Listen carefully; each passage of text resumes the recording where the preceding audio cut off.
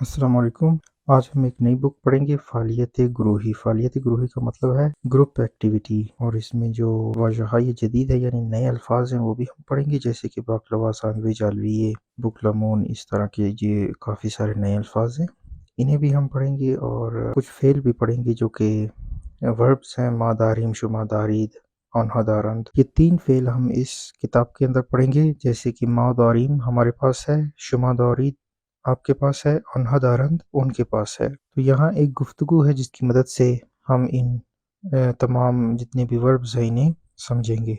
इसमें दोस्त शुमा चीज़, आपके दोस्त का नाम क्या है? इसमें दोस्तेमान महदी است، मेरे दोस्त का नाम मेहदी है।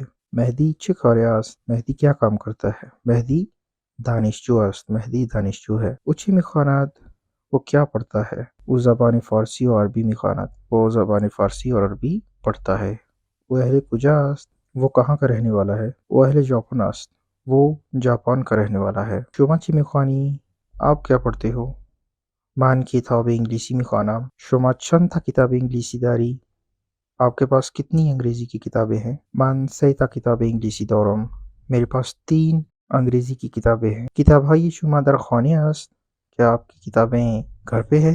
نو، کتابهای من روی میز است، نہیں میری کتابیں میز کے اوپر ہے۔ روی میز یعنی میز کے اوپر۔ موفق باشید یعنی کامیاب رہو۔ متشکرم یعنی بہت شکریہ، شکر گزار ہوں آپ کا۔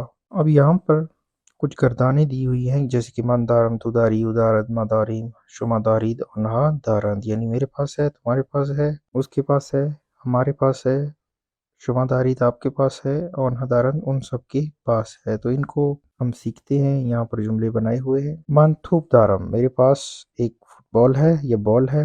تو کتاب داری، تمہارے پاس کتاب ہے۔ او کیف دارد، اس کے پاس بیگ ہے۔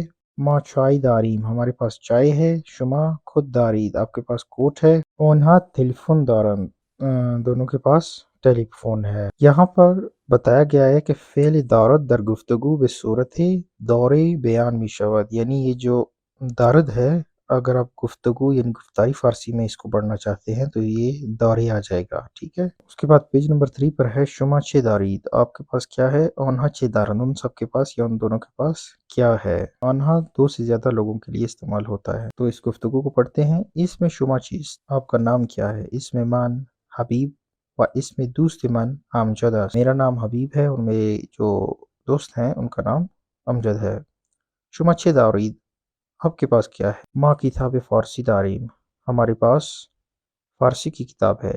اس میں آنها چیست، ان کا نام کیا ہے؟ اس میں آنها جواد و تقی است، ان کا نام جواد اور تقی ہے۔ آنها چه دارند، ان کے پاس کیا ہے؟ آنها کتاب عربی دارند، ان کے پاس عربی کی کتاب ہے۔ یہاں پر جو جملے لکھے ہوئے ہیں یہ ہیں کوشچن کی صورت میں، ان کو آپ نے آنسر کرنا ہے، جیسے کہ من چه دارم، میرے پاس کیا ہے؟ من کتاب دارم۔ تو چه داری، تو توپ داری۔ او چه دارد، او اسب دارد۔ تو اس طرح آپ نے آنسر کرنا ہے اس کو۔ ان کے آنسر بھی لکھے ہوئے ہیں، یہ کلاس ورک ہے، آپ اس کو کسی کلاس والوں کے ساتھ کر لینا۔ اور یہاں پر بھی ایک کار گروہی ہے کہ جیسے آپ نے پہلے گفتگو پڑھی، اسی طرح یہ جو خالی جگہ ہے اس کو آپ نے فل کرنا ہے کہ اس میں آنها چیست، اس میں آنها جواد و تقی است، آنها چه دارند، آنها کتاب دارند۔